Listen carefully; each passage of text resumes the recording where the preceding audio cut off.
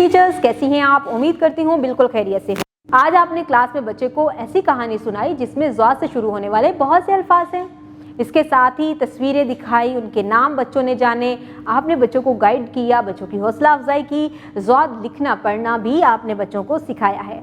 इसके साथ ही बच्चों ने स्टीम एक्टिविटीज़ की हैं। आप भी बच्चों को स्टीम एक्टिविटीज़ में इन्वॉल्व करें और देखें कि आपके बच्चे कौन कौन सी एक्टिविटीज़ को दिलचस्पी से करते हैं और कौन कौन सी एक्टिविटीज़ हैं जो बच्चों को बोरिंग लगती हैं। उन एक्टिविटीज़ को मज़ीद इंटरेस्टिंग बनाएं और बच्चों के साथ कोऑपरेशन के साथ क्लास में काम करें ताकि बच्चे ज़्यादा से ज़्यादा सीख सकें।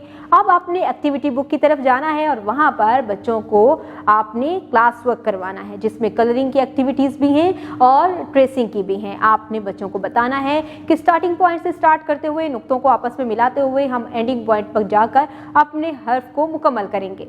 इस तरह बच्चे फॉर्मेशन को सीखेंगे और बेहतर तरीके से इसको मुकम्मल करेंगे।